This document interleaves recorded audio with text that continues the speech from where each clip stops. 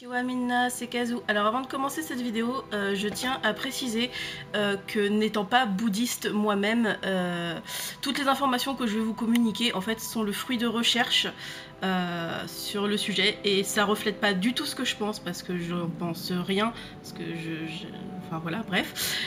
Donc par conséquent, je suis désolée des éventuels oublis ou erreurs ou points obscurs qui pourraient s'y trouver. J'essaye juste de présenter succinctement la deuxième religion du Japon, donc excusez-moi s'il y a des soucis sur cette vidéo. Et voilà, donc ce point étant éclairci, je vais vous laisser avec la vidéo en elle-même. Avant de rentrer dans le vif du sujet de cette vidéo, en fait, je voudrais vous parler d'un bâtiment qui a eu sa petite célébrité dans les années 90, l'Institut bouddhique... Voilà, ou pagode, qui comme son nom l'indique peut-être pas, n'est pas japonais, mais vietnamien, d'où le fait que c'est une parenthèse en fait dans la vidéo. Donc il a été construit en 1980 à Villebon-sur-Yvette, en Essonne, donc en région parisienne, et en fait il est... pardon. Il est constitué de plusieurs bâtiments. Il y a surtout une salle de prière, une salle dédiée à Bouddha, une autre au fondateur de la pagode, et une grotte, je ne sais pas à quoi elle sert, mais une grotte.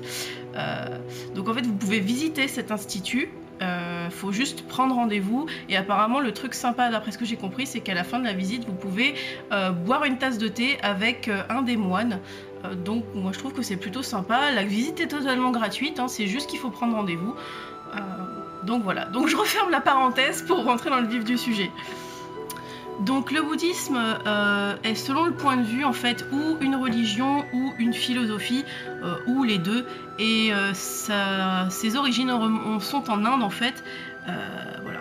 Donc c'est un ensemble de pratiques méditatives, de rituels religieux, donc des offrandes, des prières, de pratiques éthiques, de théories psychologiques et philosophiques qui sont abordées pour atteindre ce qu'on appelle l'éveil. Alors j'ai pas réussi à trouver ce qu'englobait le terme d'éveil. J'ai fait des recherches mais j'ai pas réussi à trouver, donc si jamais ça vous intéresse le sujet, bah n'hésitez pas à faire des recherches et surtout dites-moi en commentaire ce que vous avez trouvé comme résultat parce que du coup ça m'intéresse. Donc même si le bouddhisme est souvent considéré comme une religion sans Dieu créateur, ce serait faux de dire que on ne vénère rien, puisque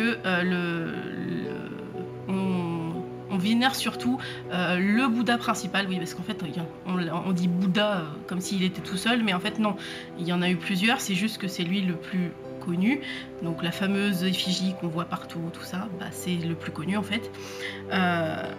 Donc il existe 4 différentes écoles de pensée bouddhistes. Donc je suis désolée, je vais utiliser des termes techniques, mais c'est les seuls mots qui qualifient les écoles en fait. Donc vous avez le bouddhisme ancien, le Theravada, le Mahayana et le Vajrayana. Je suis désolée, j'ai écorché les mots, c'est horrible. Donc qui enseignent tous plus ou moins la même chose, mais avec quelques différences quand même selon les écoles, parce que sinon ça servirait à rien qu'il y ait plusieurs écoles. Donc comme vous pouvez le voir sur cette carte, là au Japon c'est le Mahayana qui est pratiqué.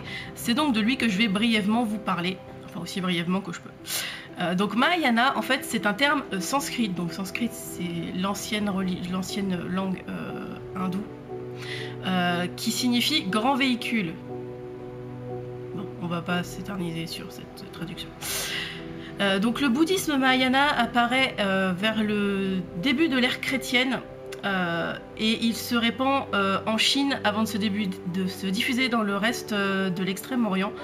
Donc le zen japonais est une école dérivée du Mahayana qui met l'accent sur la méditation en posture assise, donc la posture zazen, et donc l'approche psychologique, on va dire, faute de mieux, du zen consiste juste à vivre l'instant présent, tout simplement, sans s'occuper du passé ni du futur, sans avoir peur ni espérer quoi que ce soit. Donc au Japon, vous avez plusieurs régions où il y a beaucoup de temples, mais moi je vais vous en parler d'une en particulier parce que j'y suis allée. Donc c'est la région de Kamakura qui regorge de temples et en fait l'un des plus grands parce que je le sais parce que on a mis la matinée pour le visiter, donc je suppose que c'est un des plus grands. En fait, se trouve tout bêtement à la sortie de la gare de Kamakura. Et en fait, du coup, il est vraiment très grand. Il est très joli. Il est niché dans les arbres et tout, c'est superbe, mais il est grand. Donc, si vous voulez y aller, prévoyez la matinée.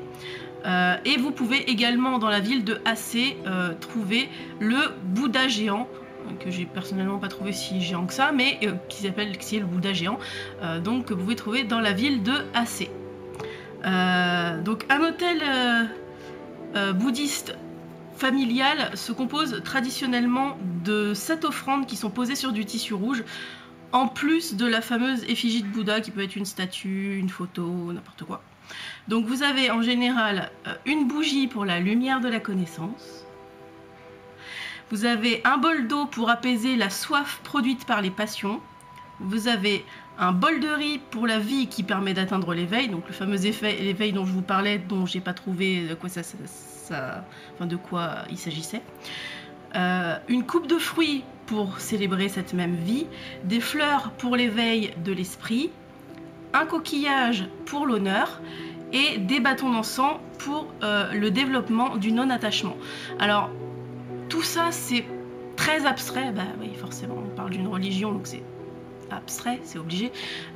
Donc, du coup, j'espère que j'ai pas été trop ennuyeuse ni trop longue, mais je trouvais ça quand même assez important de vous parler de ça.